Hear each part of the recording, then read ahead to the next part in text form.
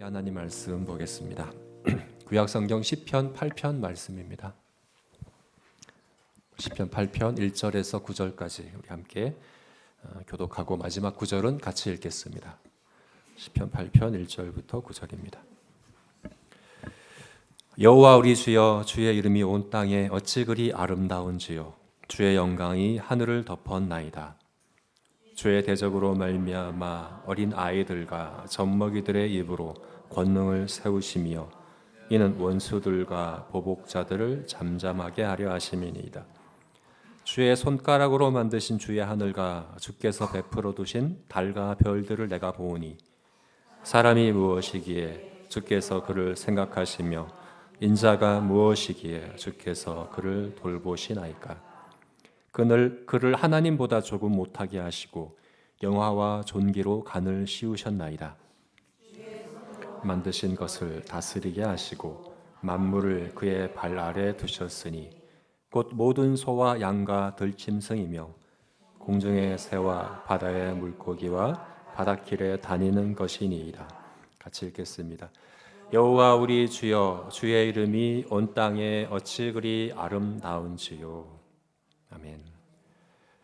네, 오늘 3절 말씀에 주의 손가락으로 만드신 주의 하늘과 주께서 베풀어 두신 달과 별들을 내가 보오니, 이 구절을 볼 때 여러분 어떤 생각이 드시나요? 저는 MBTI가 T입니다. 극 T라서 이 구절을 보면서 어떤 생각을 했냐면, 왜 하늘을 볼 때 해가 없지? 왜 달과 별밖에 없을까? 밤에 지은 신가 보다. 이런 분석이 들어가는 거죠. 7절 말씀 보게 되면 8절 말씀, 7절 말씀이네요. 소와 양과 들짐승과 이런 것들을 얘기하는 걸 보니까 아마 이 다윗이 목동일 때, 왕일 때가 아니라 목동일 때 밤에 밤하늘을 보면서 하나님을 이렇게 노래했나 보다, 이런 이제 생각을 하게 되는데, 근데 사실 이 시편 8편은 굉장히 감성적인 노래입니다. 그러니까 이성적이기보다는 굉장히 감정적으로 풍성한 그런 시이기 때문에 지난 우리가 봤던 136편하고는 달라요. 136편도 하나님의 창조에 대해서 생각하고 노래하잖아요. 하늘을 보면서 하나님의 지혜에 대해서, 땅을 보면서 하나님의 능력에 대해서, 해와 달과 별들을 보면서 하나님의 임재에 대해서 하나님이 인자하시다라고 고백했는데, 그건 좀 이성적인 측면에서 조금 더 이제 있다면, 강조되어 있다면 이 시편 8편은 안 그래요. 여기 주의 손가락으로 하늘을 만드셨다. 왜 손가락으로 했을까요? 6절에서는 손이라고 하거든요. 주의 손으로 만드셨다. 손과 손가락은 조금 다르거든요. 하나님은 손과 손가락이 없으시잖아요. 하나님은 원래 이제 영이시기 때문에 우리와 같은 육체가 없으셔요. 그래서 손으로 만드셨다는 건 비유적인 표현입니다. 뭔가를 표현하고자 비유적으로 이렇게 표현한 거예요. 손으로 만드셨다. 손가락으로 만드셨다. 근데 이 둘의 의미가 다르거든요. 손으로 만드셨다는 것은 주로 성경에서 손은 능력, 주권, 통치 이런 걸 좀 가리킵니다. 근데 손가락은 뭘까요? 이건 마치 하나님께서 예술가와 같이 마치 예술 작품을 만들듯이 이 세상을 창조하셨다는 고백이에요. 하늘을 예술가가 작품을 만들어 가듯이 그렇게 만드셨다, 이렇게 고백하고 있는 거거든요. 바로 다음에 나오는 베풀어 두셨다, 베푸셨다, 베풀어 두셨다, 이 표현은 우리말 성경에는 이것을 매달아 놓으셨다라고 번역했어요. 그런 의미예요. 하나님께서 달과 별들을 하늘에 하나하나 매달아 놓으신 거예요. 마치 예술가가 섬세하게 작품을 만들어 가듯이 이 세상을 이렇게 창조하셨다. 그래서 1절과 9절 말씀의 시작과 끝이 그거잖아요. 여호와 우리 주여, 주의 이름이 온 땅에 어찌 그리 아름다운지요. 그 아름다움에 대한 이 감동, 감탄, 이것이 이제 지금 이 시편 8편에 들어있는 다윗의 마음이거든요. 그래서 우리가 하나님을 사랑할 때 마음을 다해, 뜻을 다해, 힘을 다해. 마음은 우리 감정적인 것이고 뜻은 우리 이성적인 것이고 힘은 우리 의지적인 것이. 그러니까 전인격적으로 하나님을 사랑해야 마땅하죠. 하나님이 그렇게 우리를 창조하셨고 또 하나님도 인격적인 분이시기 때문에. 그래서 제가 이 설교를 준비하면서 내가 감성적인 부분에서도 좀 노력해야 되겠다라는 생각을 했습니다. 여러분 우리 창조 세계를 보면서 여러분들 그런 생각하십니까? 이 예술 작품과 같은 이게 이 다른 종교와 다른 이 창조 신화들과의 차별성이거든요. 다른 종교, 다른 창조 신화에서는 주로 창조를 전쟁의 결과로 표현합니다. 선한 신과 악한 신이 싸워서 이 세상이 만든 전쟁의 결과 이렇게 표현하는데 성경은 그렇지 않아요. 하나님은 마치 예술가가 작품을 만들듯이 섬세하게 지혜롭게 아름답게 지으셨다라고 이야기하고 있는 거예요. 근데 이 작품을 이렇게 아름답게 이 창조 세계를 이렇게 아름답게 누구 보라고 이렇게 작품은 누굴 보라고 만드는 거잖아요. 누가 보라고 이걸 이렇게 만드셨을까요? 누굽니까? 우리죠, 우리. 여호와 우리 주의 이름이 이 자연 만물이 주의 이름이라고 하는 것은 이 자연 만물이 하나님의 계시라는 것이 하나님이 어떤 분인가를 우리에게 알리는 계시라는 것, 이 이름이라는 표현이 그런 의미거든요. 그러니까 하나님은 이 자연 만물을 사람들에게 보이는 계시로 사람들이 보라고 사람들이 보고 느끼라고 보고 생각하라고 이렇게 만드셨다는 거예요. 그러니 여러분 어떤 생각이 드십니까?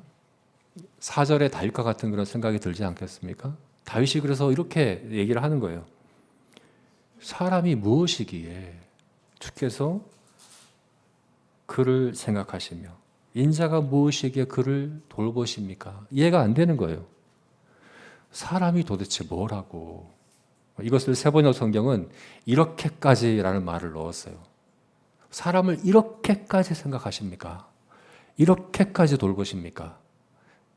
이해가 안 되는 거예요. 사람은 먼지잖아요.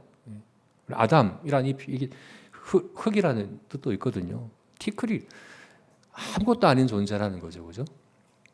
티끌 같은 존재인데, 근데 이 자연 만물이 얼마나 아름다운가 알면 알수록 이게 얼마나 크고 강대한가를 알면 알수록 이해가 안 되는 거예요.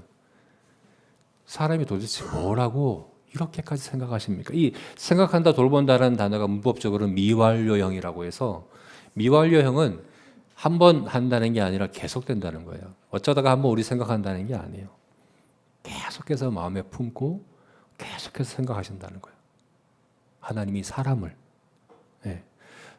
마음에 품고 생각하고 또 생각하고 바라보고 또 바라보고 계신다는 거예요. 다윗은 이해가 안 됩니다.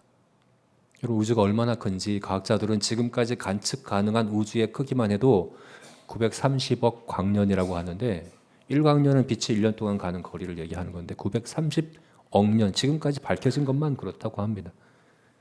우리가 속한 은하계만 해도 별이 1000억 개 이상, 4000억 개까지 그런 이제 은하계에 우리가 속해 있는데 그런 은하계가 우주에는 2조 개가 있다고 합니다. 그 광대한 우주를 생각할 때 태양계, 그 안에서 지구, 그 안에서 우리 한 사람 한 사람이 어떤 의미가 있겠습니까? 이걸 생각할 때 이해가 안 되는 거예요. 하나님이 이 모든 것들을 사람을 위해서 사람을 생각하시며 우리를 그렇게 깊이 생각하시면서 창조하셨는데 그 이유가 뭡니까? 다윗은 그런 이제 생각을 하는 거죠. 거기에 대해서 이제 우리가 그 이유를 한번 생각해 봅시다. 여러분 이유가 뭘까요? 여러분은 정말 그런 가치 있는 존재입니까? 먼저 생각해 볼 수 이유가 뭐냐면 우리가 가진 소유, 우리가 가진 어떤 것 때문에 우리가 그렇게 가치 있는가 생각해 볼 수 있죠. 이 세상의 가치관은 그래요. 세상에서는 누군가 가치 있다, 누군가 귀하다, 혹은 누군가 못하다라는 걸 평가를 할 때 뭘 가지고 평가합니까? 재산이 얼마나 많은가, 외모가 얼마나 탁월한가, 뛰어난가, 지식이 많은가, 지위가 높은가, 뭐 이런 것들로 평가하지 않습니까? 그래서 예수님께서 사람이 무엇을 먹을까, 무엇을 마실까 염려하지 말아라. 몸이 의복보다 귀하지 아니하며 목숨이 음식보다 귀하지 아니하냐. 그러니까 이 말씀은 뭘 먹을까, 뭘 입을까, 어디에 살까 이런 염려하는 게 실제로 먹을 게 없어서 혹은 이 옷이 없어서 그런 염려하는 게 아니라 왜 염려한다는 거예요? 마치 이 몸보다 옷이 더 중요한 것처럼 목숨보다 음식이 더 중요한 것처럼 왜요? 내 몸이, 내 목숨이 그 가치가 내가 뭘 먹느냐, 내가 뭘 입느냐에 따라 평가받는다고 생각하니까. 그죠? 내가 좋은 거 입고, 좋은 거 먹고, 좋은 차 타고, 좋은 집에 살면 내가 그만큼 귀하다고 인정받을 수 있으니까 세상에서 다른 사람 나 무시하지 않고, 그죠? 나를 좀 존중하고, 그럴 수 있으니까 하는 그 염려를 얘기하는 거예요. 그렇게 하지 말라고 말씀하는 거예요. 왜요? 사람의 근본 가치는 거기에 있는 게 아니기 때문이라는 거예요. 오늘 2절 말씀 같이 볼까요? 2절 말씀에서 그게 나옵니다. 우리 2절 말씀 한번 읽어보겠습니다. 읽겠습니다. 주의 대적으로 말미암아 어린 아이들과 젖먹이들의 입으로 권능을 세우시며 이는 원수들과 보복자들을 잠잠하게 하려 하심이니이다. 이 말씀, 이 2절을 예수님께서 직접 인용하셨어요. 나중에 마태복음 21장. 우리 다음 주가 종려주일입니다. 종려주일은 뭡니까? 예수님께서 예루살렘에 입성하신 날이죠. 십자가에 달리시기 전에. 그때 입성하실 때 사람들이 나뭇가지를 들고 나와서 길에 이제 깔고 또 흔들면서 호산나 호산나 예수님께 외쳤잖아요. 그때 대제사장들과 서기관들이 예수님께 나와서 얘기하는 거예요. 저들로부터 저렇게 얘기하지 못하도록 저들을 말리십시오. 저들 입을 막아주십시오. 요구하는 거죠. 그때 예수님께서 이 시편 8편 2절 말씀을 인용하셨어요. 맞다. 너희가 성경에서 어린아이와 젖먹이의 입으로 나오는 찬미를 온전하게 하셨다 하는 말을 듣지 못했느냐라고 이 말씀을 하셨어요. 이게 무슨 의미일까요? 예수님은 이 땅에 사실 왕으로 자기 백성에게 오신 거잖아요. 근데 왜 대제사장들과 서기관들은 예수님을 믿지 않고 또 환영하지 않고 거부하고 거절하고 왜 그랬습니까? 왜? 근본 이유가 뭡니까? 예수님이 보실 때는 교만 때문이에요. 교만. 네.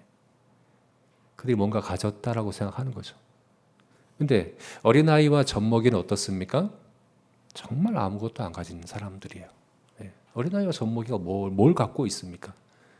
그러니까 그들이 가진 힘도 아니 그들이 말한 어린아이와 젖먹이는 하는 게 결국 말하는 거 아기가 하는 게 소리내서 우는 것밖에 더 있습니까? 소리내서 입으로 말하는 그걸 가지고 원수들과 보복자들 사실 이 원수들과 보복자들이라는 것은 자기들이 뭔가 가졌다라고 생각하는 사람들이에요. 그 사람들을 잠잠하게 만드신다고 말씀하시는 거죠. 하나님은 누군가 뭔가를 가졌기 때문에 귀하게 여기시지 않아요. 그죠?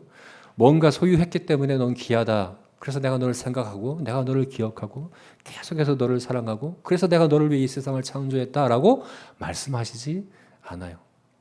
사람의 근본 가치는 뭘 가졌느냐, 뭘 소유했느냐에 있지 않습니다. 그럼 뭘까요? 하나님 왜 사람을 그렇게 귀하게 여기실까요? 또 우리가 생각해 볼 수 있는 이유가 뭐냐면 그가 하는 사역 때문에, 그가 하는 역할 때문이다. 우리가 이렇게 생각해 볼 수 있어요. 6절 말씀에 보면 그렇게 말씀하고 있죠. 같이 한번 읽어볼까요?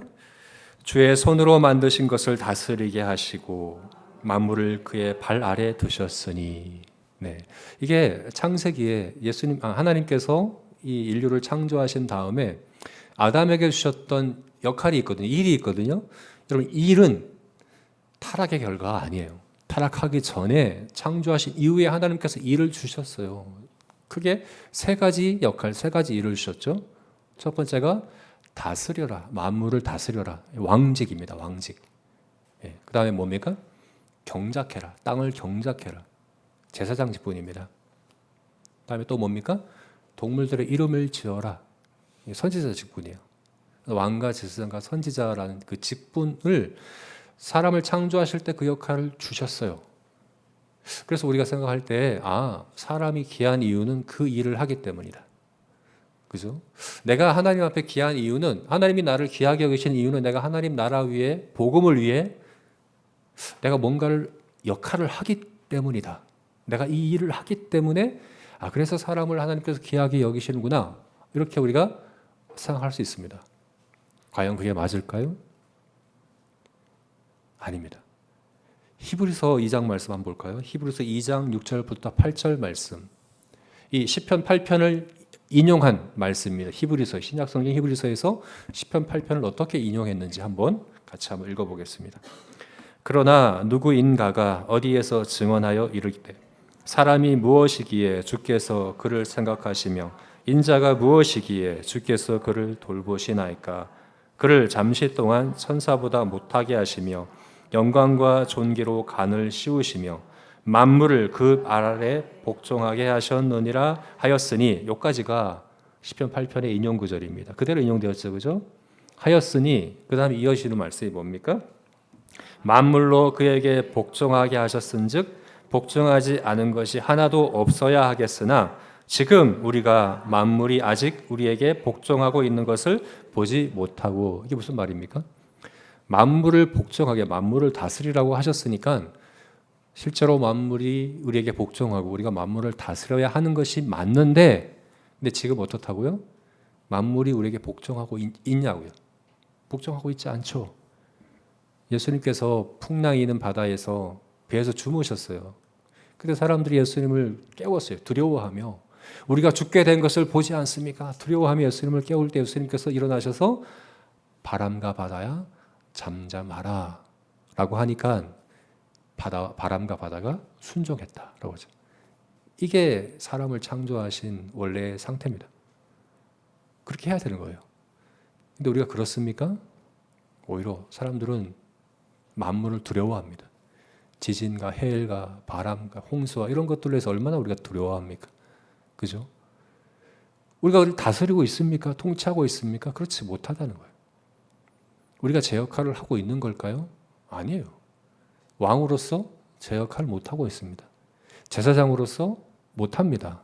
선지자로서 제대로 못하고 있습니다.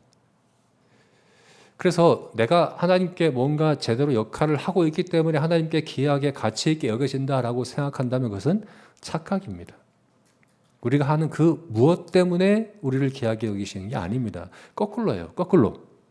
우리가 귀하기 때문에 우리에게 소유를 주시는 것이고, 우리가 귀하기 때문에 역할을 주시는 것이지, 내가 가진 소유 때문에 귀하게 여기고 내가 가진 역할 때문에 너는 가치 있다라고 말씀하시는 게 아니라는 거예요. 우리가 이게 이제 자아 정체성이라고 그러죠. 우리 자신에 대해 나 자신에 대해서 나를 어떻게 이해하느냐. 자아 정체성. 여러분 자신의 정체성을 어디에 근거하고 살아가고 계십니까? 여러분들은 왜 가치 있다고 여기십니까? 내 존재의 가치를 난 어디에 두고 살아갑니까? 내가 뭘 가졌기 때문입니까? 또 내가 뭘 가져야 내가 인정받는다라고 여기고 있습니까? 혹은 내가 뭔가를 했기 때문에, 내가 뭔가 이뤘기 때문에, 이것 때문에 내가 뭔가 가치 있는 존재지라고 이야기할 수 있다고 생각을 하십니까? 그게 세상의 정신이거든요. 너희가 세상과 세상에 속한 것들을 사랑하지 말라는 건 바로 이런 정신을 우리가 따르지 말라는 거거든요. 이건 사단이 다스리는 이 세상에 하나님을 대적하는 정신이거든요. 그렇게 하면 우리 삶의 온갖 역기능들이 여기서 비롯되는 거거든요. 자아 정체성이라고 하는 거는 표준 대국어 사전에 그렇게 정의되어 있어요. 자아 정체성은 뭐냐? 사람의 변하지 않는 자신의 본질적인 성질에 대해 이야기하는 것을 자아 정체. 변하지 않아야 돼요. 어떤 상황이든, 내가 부자든 가난한 사람이든, 내가 잘났든 못났든, 내가 건강하든 건강하지 않든 변하지 않는 게 있어야죠. 근데 내가 돈이 좀 있으면은 가치 있다고 여기고 없으면은 아니라고 여기면 이게 어떻게 자아 정체성이겠습니까? 그러니까 대부분의 사람들이 자아 정체성 없이 자존감이라고 하는데, 그 자존감도 이런 채 살아가고 있는 거고, 그러다 보니까 염려하는 거, 예수님 말씀대로 염려하는 거예요. 염려하는 거. 염려하는 게 뭐예요? 나를 증명하고자, 그죠? 내 가치를 확인하고자 계속해서 열심히 일해도 그것 때문에 일하는 것이에요. 좋은 차를 타도 그것 때문에 하는 거예요. 그러면 그게 정말 우리에게 내 자아상을, 그리고 내 자기 정체성을 혹은 자존감을 갖게 해줍니까? 예수님 말씀대로는 아니라는 거예요. 오히려 잃어버린다는 거예요. 내가 가진 소유에서 자기 정체성, 자존감을 찾으려고 하면 오히려 그걸 잃어버릴 수밖에 없다는 거예요. 돈이 아무리 많아도 염려하지 않습니까? 더 많이 염려하지 않습니까? 그죠? 돈이 아무리 많아도, 외모가 아무리 좋아도 자살하는 이유가 뭡니까? 왜 자기를 무가치하다고 생각합니까? 왜 세상이 허무하다고 여깁니까? 여기서 온갖 우리 인생의 문제들이 비롯되죠. 그죠? 다른 사람들을 생각할 때, 다른 사람들을 대할 때도 대상화라고 하죠. 성적 대상화와 같이 사람을 도구로 여기는 거예요. 어떤 목적을 위해 이용할 수 있는 도구로 여기고, 실용주의, 물질주의, 성과주의, 그걸로 다른 사람을 판단하고, 내가 조금보다 더 많이 가지면 무시해도 되고, 갑질을 해도 되고, 짐 누르려고 하고, 그런 것들이 다 여기서 비롯되는 건 아니겠습니까? 이게 세상의 정신이거든요. 근데 근본적으로 하나님은 우리를 그렇게 대하지 않으세요. 하나님은 우리를 늘 생각하십니다. 잠잠히 즐거워하고 기뻐하시며 사랑하시는데, 독생자를 우리를 위해 주실 만큼, 자신의 전부를 다 주실 만큼 과분하게 우리를 사랑하시고 계세요. 왜 그럼 우리를 그렇게 사랑하실까? 왜 우리를 그렇게 사랑하셨나? 다윗은 이해가 안 되는 거예요. 이 하늘을 바라보며, 이 펼쳐져 있는 예술 작품을 바라보며 이해할 수가 없는 거예요. 네, 그래서 이 노래를 하는 거예요.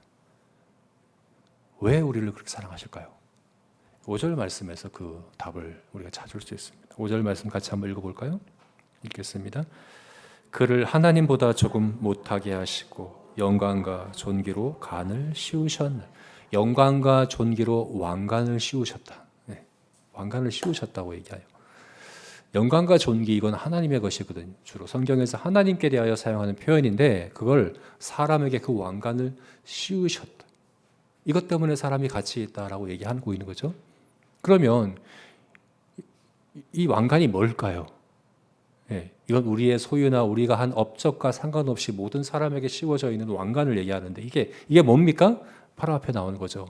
그를 하나님보다 조금 못하게 하시고, 마치 이 번역을 보게 되면 하나님보다 열등한 존재로 창조하셨다라는 그런 의미구나, 이렇게 우리가 오해할 수 있는 그런 의미가 아니에요.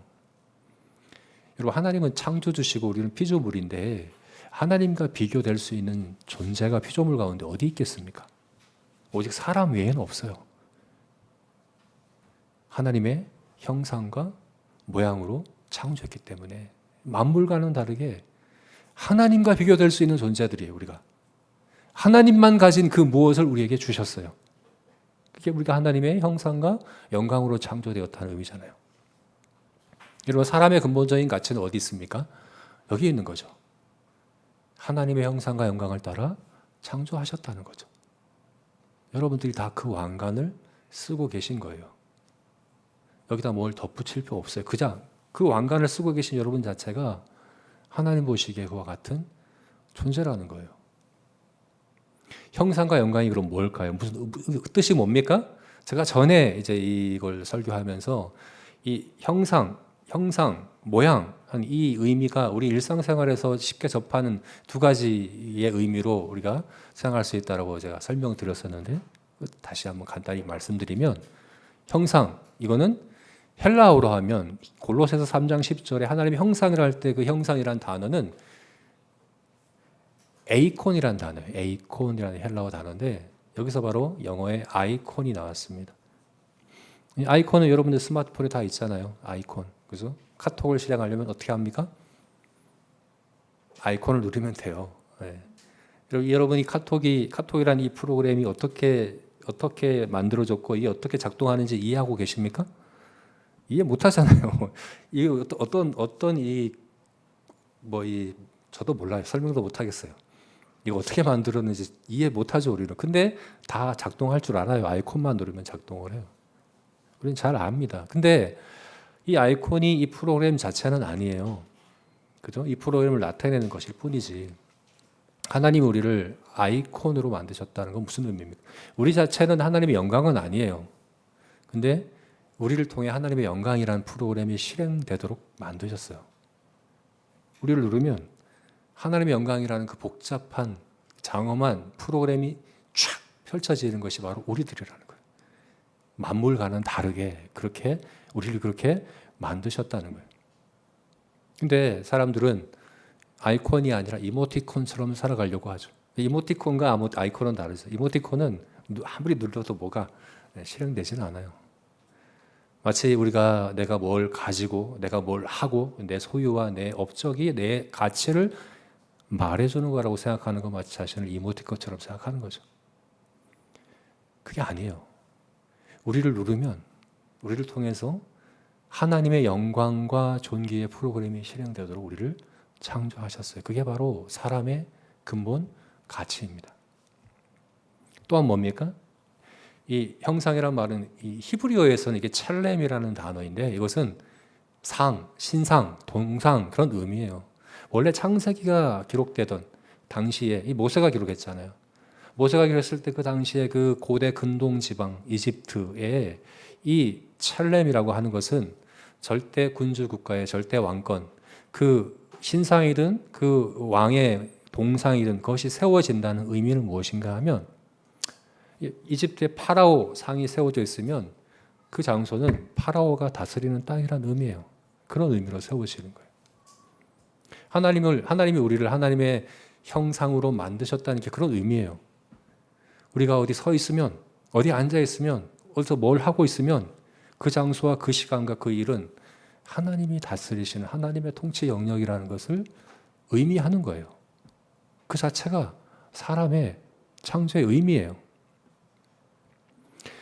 그래서 사람은 귀한 거예요. 그래서 사람은 가치가 있는 거예요.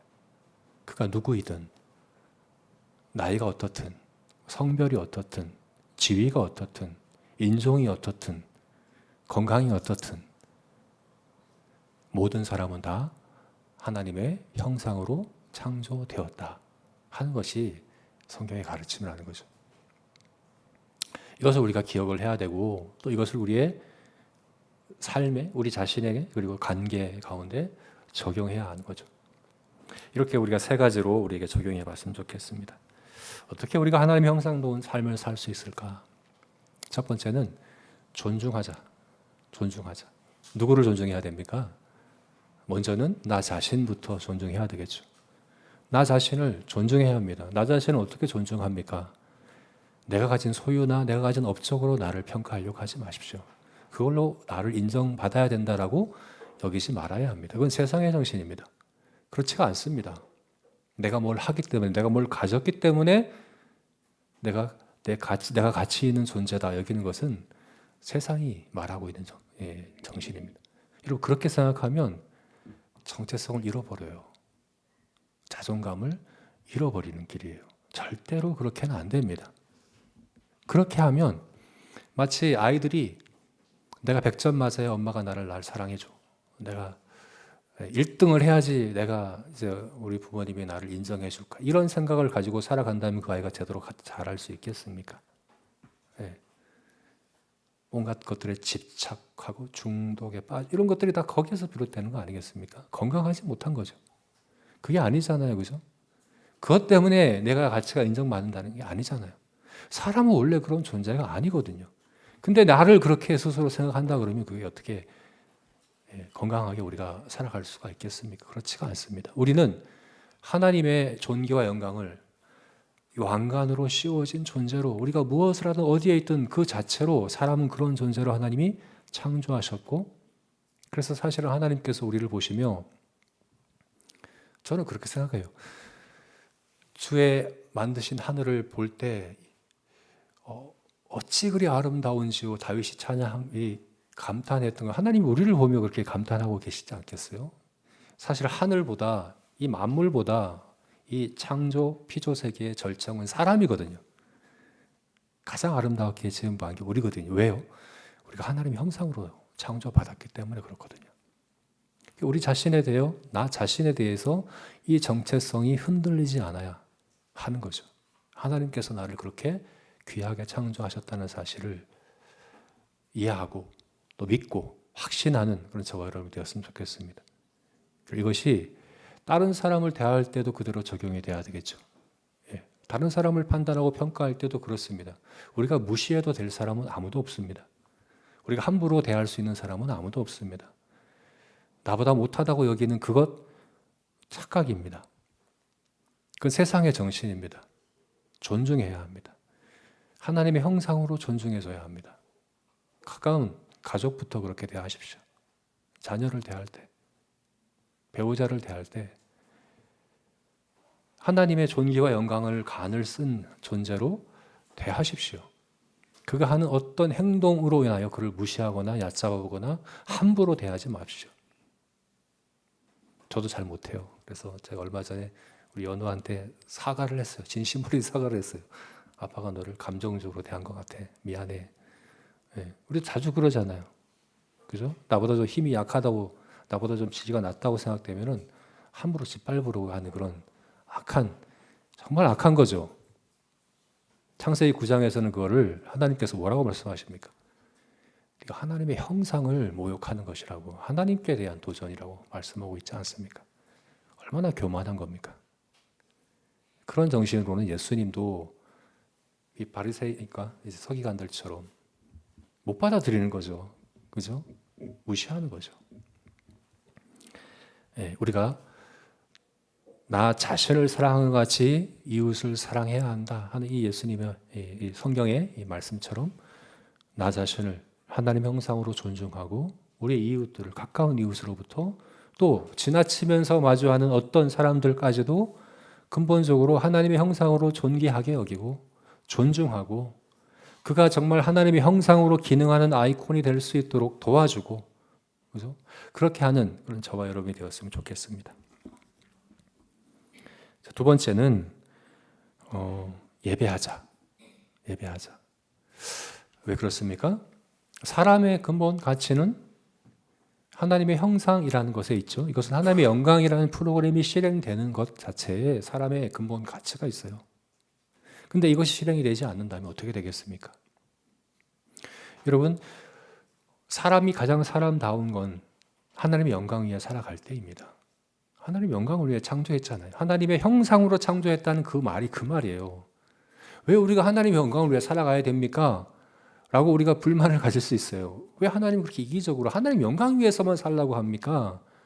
왜 그렇게 살라고 합니까? 그게 가장 좋은 거기 때문에, 하나님 영광보다 더 좋은 게 없으니까.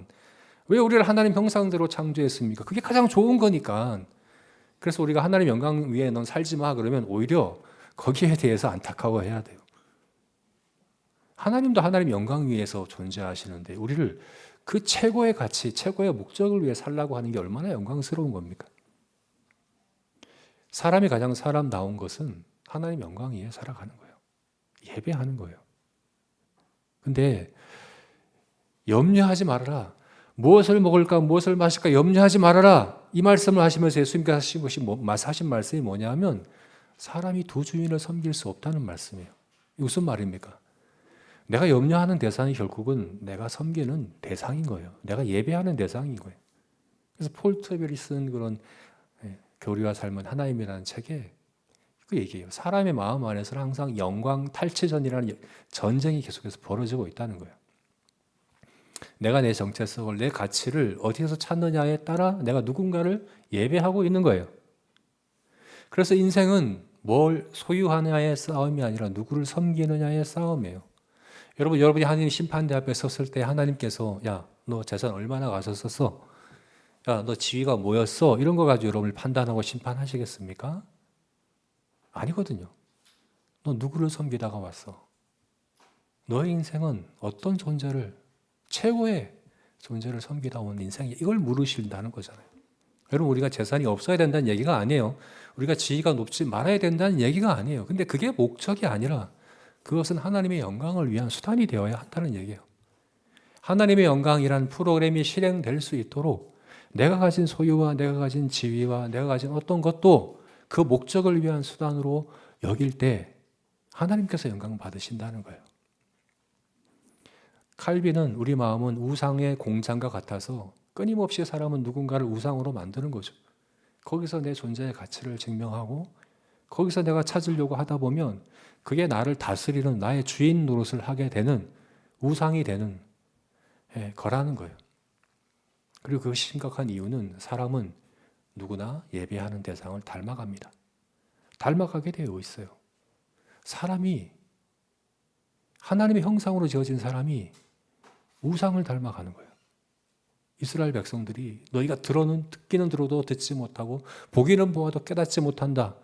이게 우상이 그렇거든요. 우상은 말도 못하고 듣지도 못하고 보지도 못하는 그냥 돌로 만든 상이 그거거든요. 근데 그 우상을 섬기니까 이스라엘 백성들이 그렇게 되어버렸대요. 보기는 보아도 보지 못하고 듣기는 들어도 듣지 못하는구나. 비인격적인 존재가 되어버리는 거죠. 우리는 누구를 예배하느냐에 따라 닮아갑니다. 그것을. 그러므로 우리가 하나님을 예배하는 내 인생의 근본적인 목적이 하나님이 영광 받으시는, 그래서 누르면 실행이 되는 하나님의 영광 프로그램이 잘 실행이 되는 그런 저와 여러분이 되시길. 우리가 가진 그 어떤 것도 하나님의 영광과 상관없이 내 자랑과 내 영광으로만 여기는 그런 이제 고장난 아이콘이 아닌 저와 여러분이 되시기를 주의 이름으로 축원합니다. 마지막으로 회복하자. 이거 무슨 말입니까? 현실이 아니라는 거죠. 히브리서 말한 것처럼 만물이 우리의 통치 아래 만물이 우리에게 순종하는 그런 것이 원래 하나님이 창조하신 사람의 근본 가치이고 창조의 원리인데 만물이 지금 우리에게 순종하고 있지 않은 현실을 우리가 보잖아요. 그 갭이 있어요. 하나님의 영광과 존귀의 간을 쓴 존귀한 자로 우리가 봐야 되는데 밉잖아요. 미운 짓만 하고, 그죠? 왜 이런 인간아, 막 이런 생각이 자꾸 들잖아요. 이게 현실과 이 하나님께서 말씀하신 이 진리의 갭이 크다는 걸 우리가 날마다 경험하잖아요. 근데 히브리서에서 이 말씀을 하고 어떤 말씀을 했냐? 히브리서 6장 10절 말씀에, 이건 읽지 않았는데 이어지는 10절 말씀에 이렇게 말씀하고 있습니다. 그러므로 만물이 그를 위하고, 여기 그는 그리스도를 얘기하는 겁니다. 그러므로 만물이 그를 위하고 또한 그로 말미암은 이가 많은 아들들을 이끌어 영광에 들어가게 하신 이래 그들의 구원의 창시자를 고난을 통하여 온전하게 하심이 합당하도다. 좀 말이 어려운데 무슨 말입니까? 사람은 그렇게 창조되었지만 현실은 그렇지 못하죠. 근데 예수님께서 우리의 대표자로서 가장 사람다운 삶을 실제로 사셨다는 얘기예요. 가장 사람다운 삶, 사람의 가치에 가장 합당한 삶을 예수님 실제로 이 땅에서 사셨고, 그래서 구원의 창시자가 되셨다. 창시자라는 건 개척자라는 얘기예요. 개척자가 되셨고 온전하게 되셨다. 이 온전하게 되셨다는 것은 문자적인 의미가 결승선에 도착했다는 얘기예요. 그래서 많은 이들을 영광으로 들어가게 하신다. 이게 무슨 말입니까? 현실은, 지금 우리가 처한 현실에서는 우리가 너무나도 이 성경이 말씀하고 있는 것과는 다른 현실들을 우리가 마주 이렇게 계속 접하고 대하고 있지만, 근데 우리에겐 소망이 있습니다. 이미 그 길을 개척하셨고 온전히 그 일을 이루셨고 우리를 그 영광으로 이끌고 계신 분이 계시다는 거죠. 바로 예수 그리스도이십니다. 구원받은 우리는 바로 이 과정 중에 있는 겁니다. 이걸 성화라고 하죠. 점진적으로 지속적으로 회복해 가는 겁니다. 아직은 완전한 아이콘이 아니고 아직은 고장난 부분도 있고 삐걱거리고 때로는 작동하지 않을 때도 있고, 그런데 점점 회복해가는 과정 중에 있는 것이 바로 성도라는 겁니다. 그리스도 안에서 성령께서 우리 마음 안에 성령의 소욕, 육신의 소욕과 성령의 소욕의 이 싸움 가운데 은혜로 우리로 승리하게 하시고 성령의 열매들을 우리 인격과 우리 삶의 풍성히 맺어감으로 점점 더 그리스도의 형상을 닮아가 하나님의 영광의 프로그램을 실행하는 아이콘이 되게 하는 그 여정 중에 여러분 계십니까? 그게 바로 지금 우리의 현실입니다. 그러므로 좌절하지 마시고 낙심하지 마시고 실망도 하지 마시고 그 목표점을 향해서 꾸준히 지속적으로 담대하게 나아가는 저와 여러분이 되시기를 축원합니다. 말씀을 맺겠습니다. 아까 말씀드린 것처럼 저는 이 시편을 하나님의 우리를 향한 고백으로 또 그렇게 저는 또 묵상해 봤어요. 주여 여호와 우리 주여 주의 이름이 온 땅이 어찌 그리 아름다운지요. 근데 하나님은 우리를 보실 때 온 땅이 그렇게 아름답냐? 근데 이 온 땅의 절정은 바로 너야. 너가 그렇게 아름답다라고 우리에게 말씀해 주고 계신 것 아니겠습니까? 우리가 나 자신을, 우리 이웃을, 우리 지체를, 우리 옆에 있는 모든 사람들을 이와 같은 눈길로 바라보며 존귀히 여기고 또 이렇게 하나님을 높여가는 그런 저와 여러분이 되시기를 주의 이름으로 축원합니다. 같이 기도하시겠습니다.